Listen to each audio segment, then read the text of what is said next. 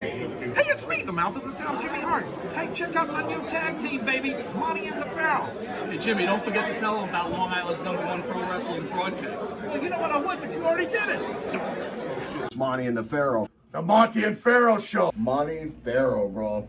Monty and the Pharaoh. The Monty and the Pharaoh. You've got the future Hall of Famer, that rocker, Marty Jannetty, MJ in the house, and I'm sitting here with two more future Hall of Famers, Monty and the Pharaoh. We're doing that stuff and we gonna rock it. Monty and the Pharaoh. It's Monty and the Pharaoh. Monty and the Pharaoh. Monty and the Pharaoh. Monty and the Pharaoh. Monty and the Pharaoh. And Monty and the Pharaoh. Oh, is it Monty and the Pharaoh? Monty and the Pharaoh. Monty and the Pharaoh. Hey, cut music. When you want the best in professional wrestling, Long Island, there's only one place you're going to get it, right here. Monty and the Pharaoh. Now, that's not just the coolest, and that's not just the best. That, my friends, is just incredible. Monty and the Pharaoh. Duh. Hey! Nikita Koloff, the Russian Nightmare! And you're watching the #1 show on Long Island with Monty and the Pharaoh. I'll never shut up because in my head, I always picture my brother hanging on that cord.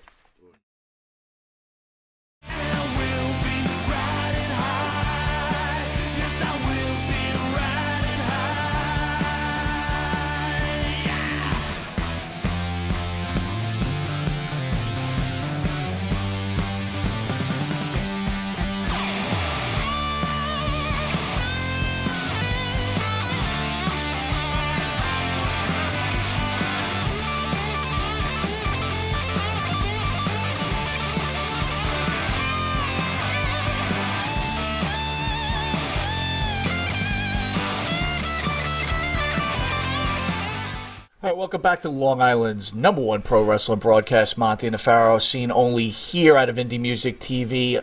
How much was he suffering physically? You said in the final year of his life he was starting to have a hard time. Was it like, not being able to maintain the physique? Because it's hard enough to be losing your mental capacity. Yes. Then you combine it with physical, now you're really in a bad spot. He had an operation where he had to wear a bag on his side for a few months. Then, because he had diverticulitis. Right. And then that he got an infection and he had to get an operation for stoma. So that was another thing right behind it. And then he started having issues with his back and legs.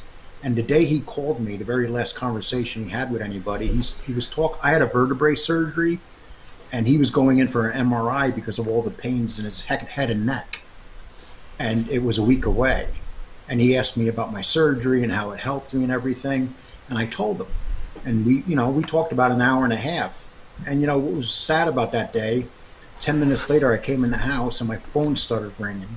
Matter of fact, I was on the phone talking to Dave Vixenspan, who's and we just became friends. He does stories and he's a researcher. And then when the phone started ringing off the hook, I knew something was wrong, but I thought it was my mother.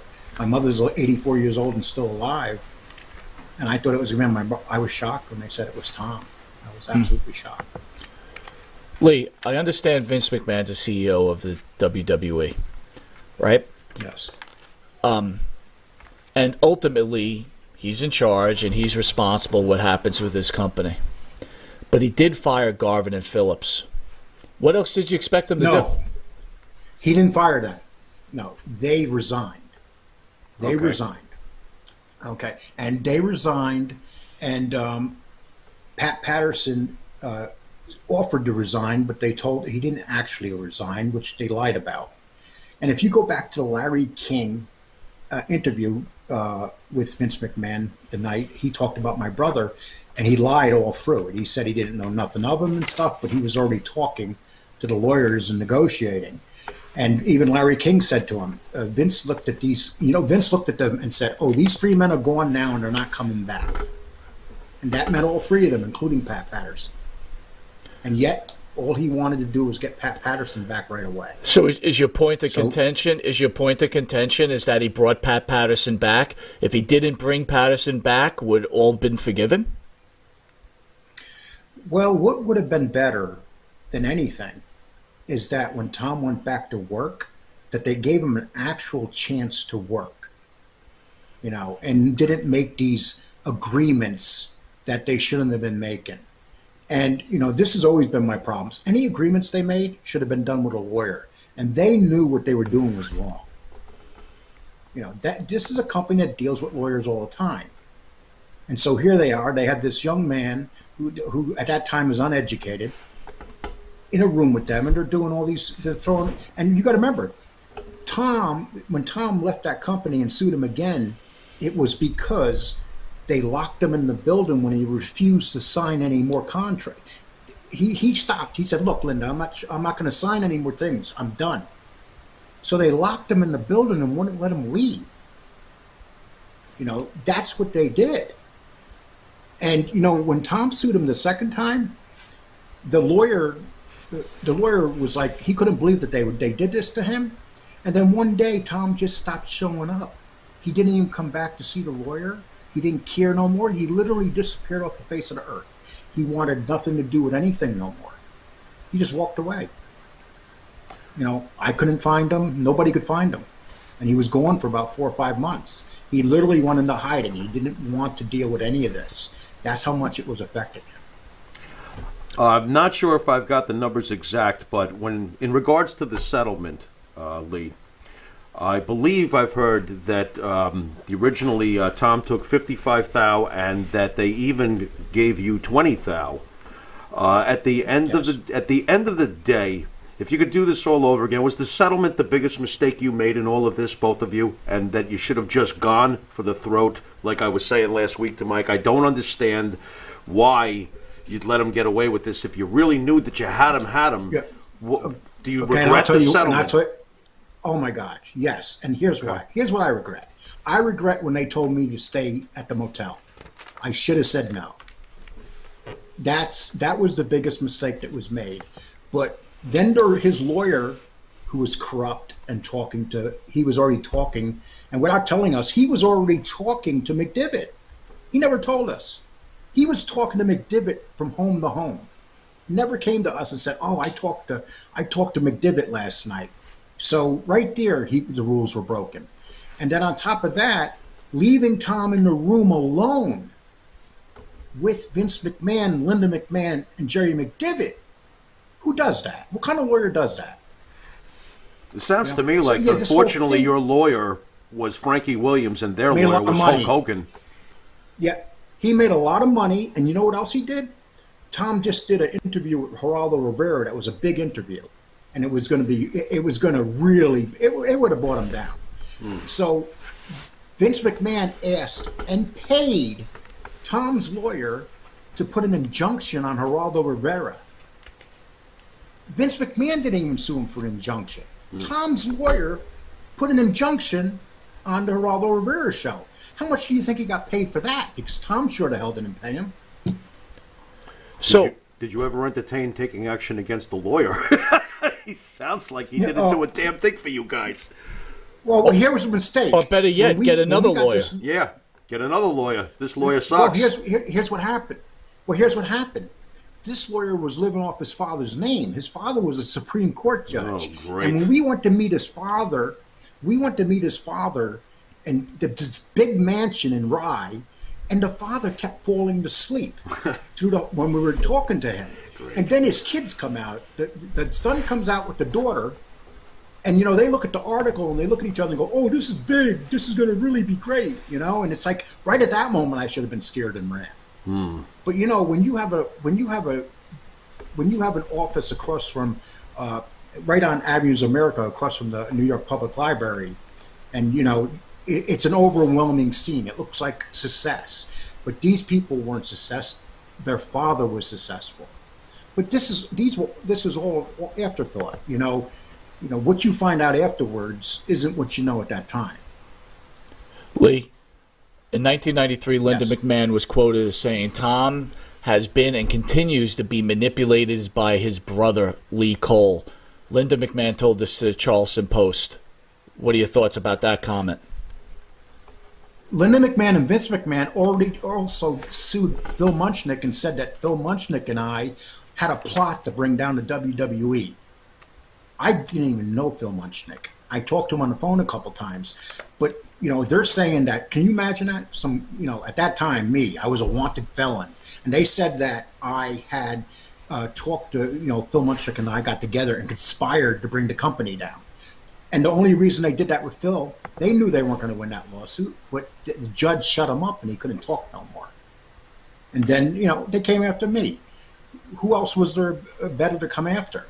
And now they can come after me all they want. I'm going to be around until the day I die. Then I'm never going to shut up on these people. Well, this also is troubling me, Lee. I understand your anger against the McMahons. I understand what you've explained this interview so far. Why didn't you feel the same way about wrestlers like Bruno Sammartino or superstar Billy Graham, who were there at that time and also knew what was going on and did not stop it until they left the WWE? That's not true. No, that's not true. That's not true. I knew Bruno Sammartino. I talked to Bruno Sammartino several times. He did a deposition for us. Bruno knew everything that was going on. But he did a deposition after he left the company. He didn't stop it when it was going on. Right. That's my question to you. Do you think Bruno was empowered to at least say something when these things were happening under his watch? I mean, he was there, right? I think Bruno worked for Vince's father. Right. And you got to remember, Vince's father and Bruno had a good relationship. Okay. Bruno had a horrible relationship with Vince McMahon. How did you feel years later when Bruno, all seemed forgiven? But wait a minute, hold on. I'm trying to. Lee's just saying right now he had a relationship with Vince's father. Right. Are you telling me? So since he had a relationship with Vince's father, he was okay with turning his back on 13-year-old children being sexually molested until he decided to leave the company, and then all of a sudden it was a problem? You know something? You bring up a good point. I can't answer that. I can't speak for Bruno Sammartino. He's dead. Right. You know what? Because it almost smells like sour grapes. Right. Well, that's my point. You've got wrestlers who were there, and if this supposedly was going on, why didn't they step in?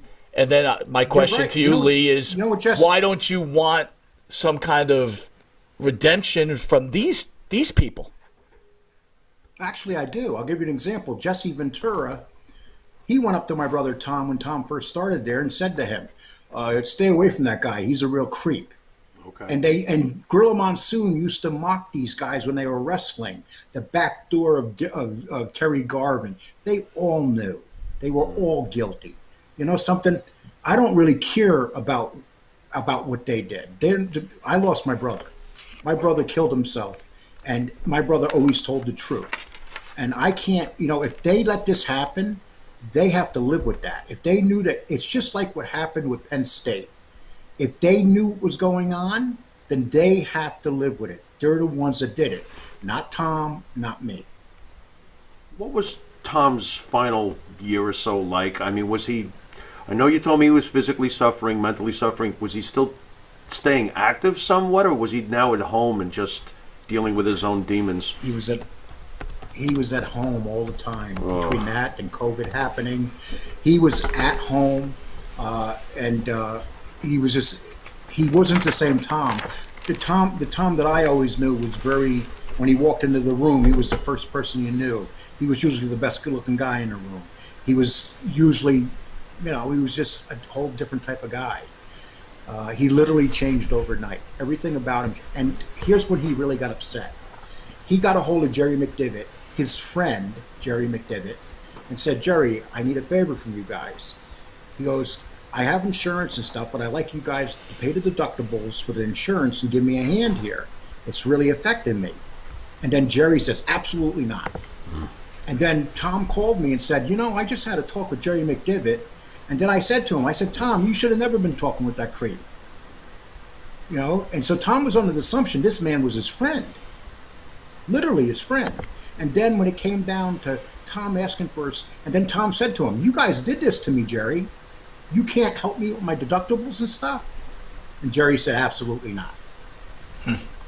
Getting back to Bruno, if I can, you obviously, at one point, You spoke with the living legend. You must have had a decent relationship with him. He supported you with his deposition. When he did go back to Vince years later and join the Hall of Fame, were you like muttering under your breath, "You fucking sellout, what the is this?" Pardon my French, but were you surprised? You know something, in the beginning I was very upset about it, but then when I really talked to people about it and stuff, I wasn't, because Bruno really got screwed. You know, he was a big part of the company for 10, all those years he was champions. That's the guy I remember when I was a kid. He's Babe Ruth. He was He's the Babe show. Ruth. Yes. Yeah. And they just stuck it to him. They stuck it to him so bad. And, he did, I guarantee you that Bruno probably bit his lips and felt dirty when he had to do what he had to do. And, there's no doubt, because if you remember when he went up against Vince on Larry King and Phil Donahue and stuff, you could see he wanted just to grab Vince by the throat and knock him out. And I'll never forget, there were two people in this that I always respected. It was Bruno and Barry Orton. And because those guys, to me, were never lying, always telling the truth about what happened. And, I'm not going to be mad at Bruno. Bruno deserved to go to the Hall of Fame. Sure. He deserved to get some extra money. Absolutely. For what he did to that company. They should be ashamed.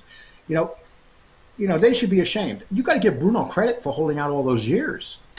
To be honest, he held out a long time. To be honest, it reminded me of when Yogi Berra had the falling out with George Steinbrenner. To be very honest, they stayed away from each other for a very long time, and then somehow at the end, it was, I guess, all was made better. So, Lee, let me ask you this. These guys... Let me ask you this. Outsider looking in, both you and your brother have had trouble with the law. When people have trouble with the law... No, my brother never had... I thought Tom never had no trouble with the law. But you did, correct? Never. Tom was a bodyguard. Hell yeah, I did. All right, so can you explain to the fans out there what went on with yourself so they could understand? I grew up in the streets, and I did stupid things. But the things I did was based on money. It was based on, I just did things that was stupid. And when you grow up a certain way, you look at life a certain way. You hustle, and that's your life. It's not like I never dealt drugs or anything. I was, any place I ever went to work, I always became the boss. But my problem was, once I became the boss, I didn't know how to handle it, and I would do stupid things. I had no. I'd be a millionaire now if I had discipline. But I didn't have discipline. I was in the street when I was 10, 11, 12 years old. I was a runaway. I had to sleep in the streets in Times Square. I grew up on Times Square.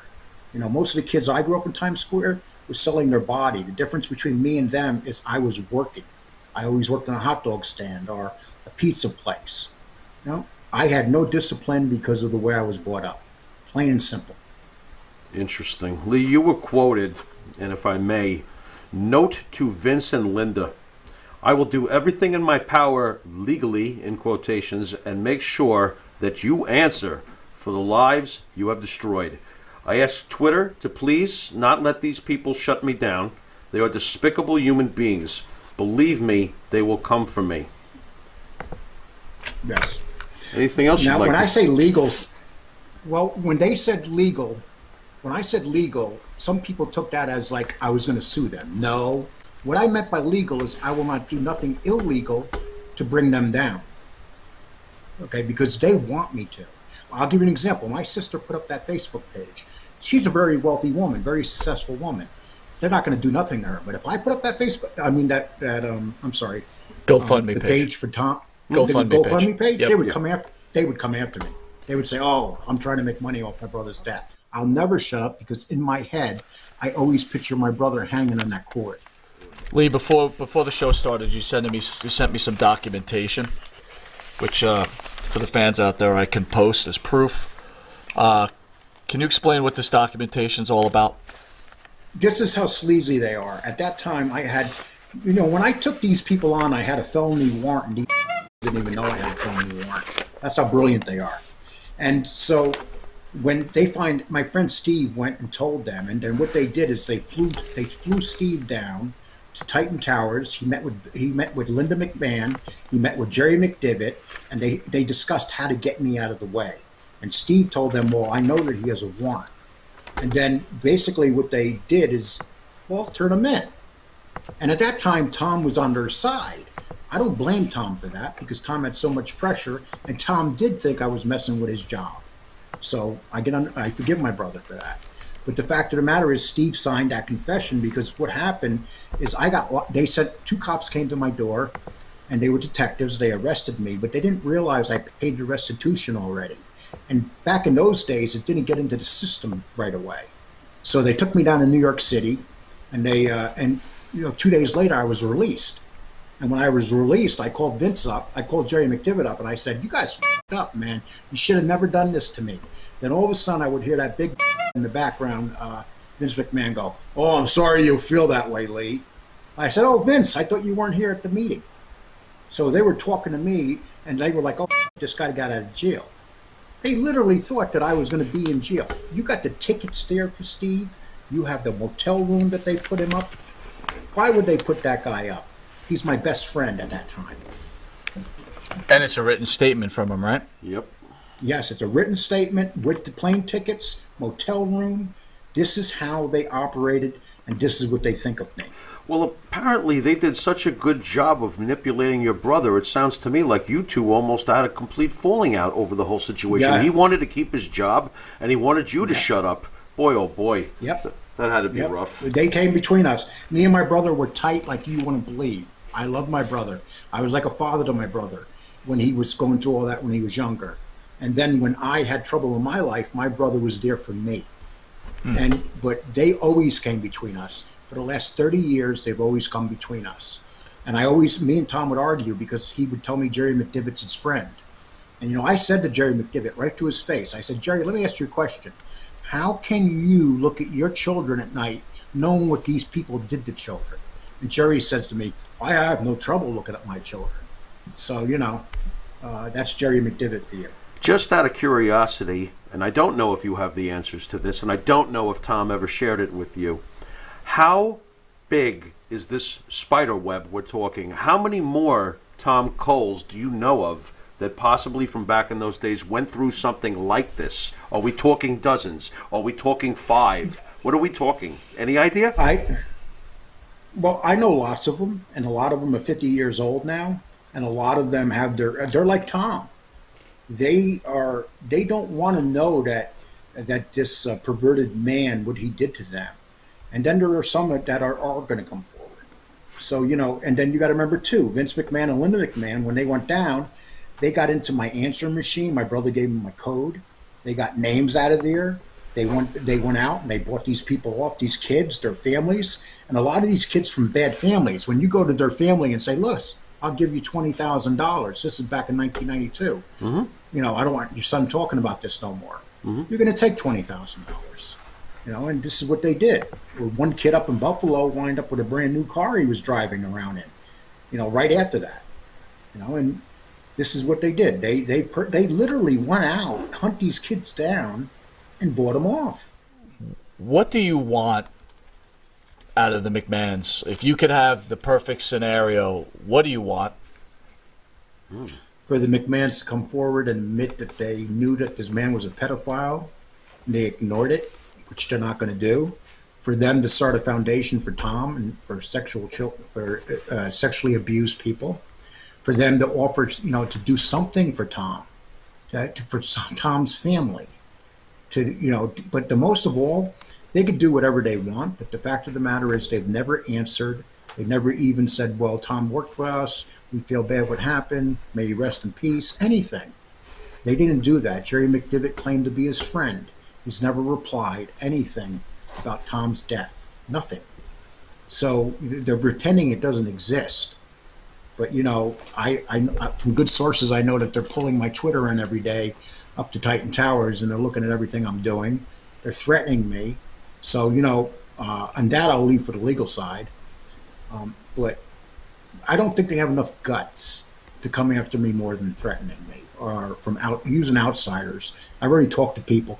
The shame part about this whole thing are people that still to this day don't believe what Tom said, And I would say to you, it's not true. Why would Vince McMahon bring Tom into Titan Towers, even discuss anything with me and bring me into Titan Towers? Why did he let these people leave? There's so many scenarios here that, it's so obvious that they're guilty. The FBI dropped the ball because they cared about the steroids. You know what Vince McMahon told me? Vince McMahon told me that he did not care about the steroids because the steroids wasn't going to bring down his company. He cared about the charges with the children. That's what he had his biggest fear about. And, just speaking to the man one-on-one, in the beginning I liked him, and then after the second day we walked out of the office, I looked at my brother, I said, damn, what a because that's what he is. He reminds me of this big walking. You know the internet is going to say what they're going to say. You know that Tom has a certain reputation one way or the other because of the Ring Boy scandal. But I ask you, as his brother, give us a testimonial. How would you prefer and like your brother to have been remembered? What would you say about him? He was a great, at his funeral, his daughter said something that really made sense. She said, my father was made to be a father. And because that's what he was really good at, is being a father. And he loved his daughters immensely. And this whole thing, Tom was a good man. He was a lot different than me. See, I could deal with these people because they're and I'm kind of, but my brother was a good man. And he couldn't deal with them because he was so kind and gentle, and he had a gentle soul. And and that's the part that the thing I regret most of this is that Tom, when people start saying they're going to hurt themselves and they say it so much, a lot of people just don't listen anymore.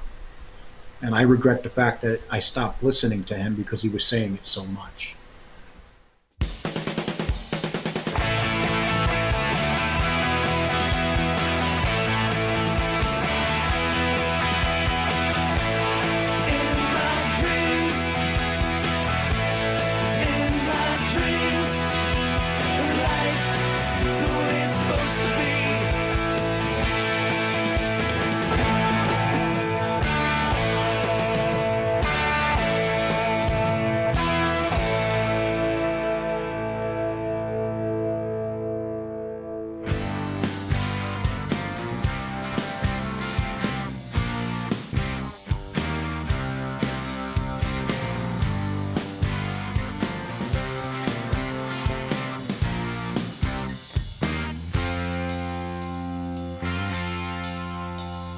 Sometimes I feel all alone in this world, and there's nothing